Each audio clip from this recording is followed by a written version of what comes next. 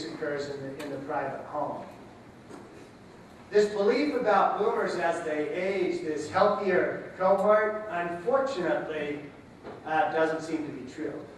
And in fact, these numbers tell us here over 60% of people between the age of 50 and 64 have at least one type of chronic health condition, and the number of Americans with obesity problems and weight problems continues to grow. And what that means is that this is a group that's going to have even more care needs, more dependency issues, which is a central part, a central factor in abuse cycles. One other phenomenon I'll touch on real quick, the widening generational divide. I was over in China, and it's a couple of times in the last year, and it's even more striking in China. Because of 35 years in China of the one-child law, you're only allowed to have one child. Now, with the aging population in China, there aren't enough kids to care for the parents or support the parents, so the whole system is starting to break down.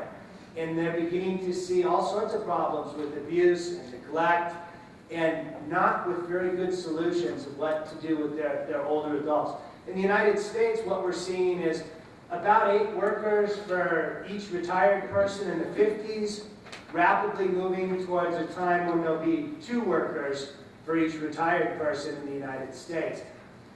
Why that's important, it's probably, if we don't find a way to talk about it, it's probably going to create feelings of resentment, because people are going to have to pay more taxes. They're going to have to carry the load. The working population is going to have to support the older population in some way, shape, or form, and it's going to be difficult just from a numbers perspective. By the way, how many people in here are involved in directly caring for an older adult or have been involved in the past with that? So good part, probably half the people.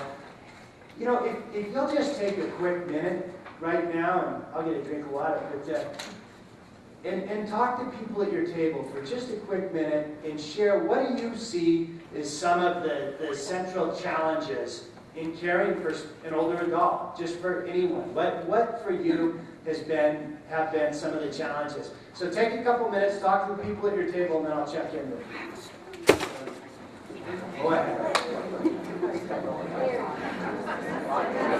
Yeah, I'm glad to see people are still discussing, but let's pull some thoughts together real quick. And, you know, by the way, one of the things I always appreciated, especially in formats like this, I always think you have far more to learn from each other than you would learn from me. And so I love to hear people talk to each other. I used to, you know, I used to always be struck by this phenomenon that before I present, oftentimes people are talking to each other about issues relevant to the topic and having really rich discussions. And then I come up and say, okay, quiet down, time for some learning. Yeah, it never quite seems to be consistent with how I think about learning. So that being said, just real quick, and we'll start with the table all the way in back. If you can just shout out one challenge that you identified at your table back there in caring for somebody in late life. It's the emotional attachment that you have to the care recipient that causes stress. Especially for those of us that are in the profession that clinically would think about it and our own emotions. Right, so just the emotional attachment and the pain that goes with that. How about at another table, something different? Time. Time is huge. I cared for an aging aunt and uncle. It was actually my wife's aunt and uncle, and toward the end of her life, they were at home, and I was over there, and that was after like 5 emergency room admissions, and I was up all night because she kept sliding out of bed, and I'd go in and lift her back up into bed, and I was so exhausted, and I finally remembered, it's like, oh yeah, this is my profession. I've been working in this field for so long, and I finally got some help and hired a care manager to help out. But even though it was my profession, somehow I sort of forgot all that stuff and just did the same stuff every caregiver tries to do until it just sort of wore me down emotionally and time-wise. I was at my wit's end. Other things that came up besides time and emotional pain? Financial. The financial reality. And that could be either we don't have enough money to get the help that we need, or it's simply a financial drain caring for somebody until we start to lose key resources. So all these things sound like major stress contributors. And as we talk about it, as I listen, even as I'm saying these things, I can feel myself start to feel a little stressed. And so as stress goes up, we become more at risk, those we care for become more at risk for different kinds of decisions. Ma'am? I was just going to say, my husband took care of his deceased wife for 7.5 years while she died from breast cancer. And you give up your life as a caregiver because it's a 24-hour job, and that's where things start to change in your ability to cope, because depression and all of these things, and there was no release.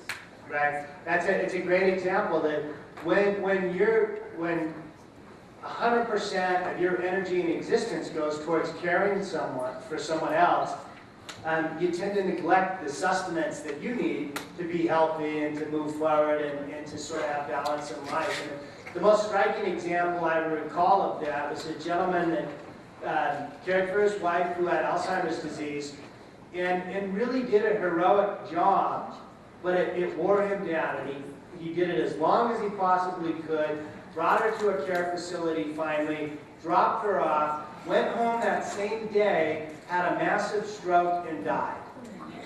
And so all these things help us begin to understand the stressors that are involved with caregiving. Does that make abuse okay? No. But it begins to help us understand if we don't get some help, we are at risk, as are those that we care for. So these are elder abuse is defined in these following categories. It's different categories in different states, but it kind of covers the same stuff. To say a little bit more specifically, neglect. This was a California definition, and it's sort of like a lot of definitions in abuse. Failure to exercise the degree of care that a reasonable person in a like position would exercise. Obviously, there's room for interpretation there, because how many people in this room are reasonable? Yeah, right. So we have to sort of sort through that. But certainly, there are some examples that are pretty clear about neglect, and basically failing to provide people the very basics of what they need if we're charged with caring for that person, if we've taken on that responsibility and chosen to neglect somebody. Financial abuse. Financial abuse often, again, there's criminals that intend to rob from people, and then there's a type of financial abuse that creeps in. It's a product of rationalization. I was sharing with someone before we started today. I was familiar with an attorney firm in Orange County, very well-known firm, and one of the people they represented was a lady who had no family members and was worth about $200 million. And they were in charge of making decisions on her behalf and helping her manage her financial resources. And the story that this attorney told, and I think there was some truth in it. She and her firm adopted this lady and had birthday parties for her, and they loved this lady. And the story was they had become this lady's family. Now, this lady had also written this attorney firm into her will. And had left, I think they were set to inherit about $25 million. So they were the representative legal decision maker who treated her like a loving family member, but they also had themselves put in her will for $25 million. Is that financial abuse? You know,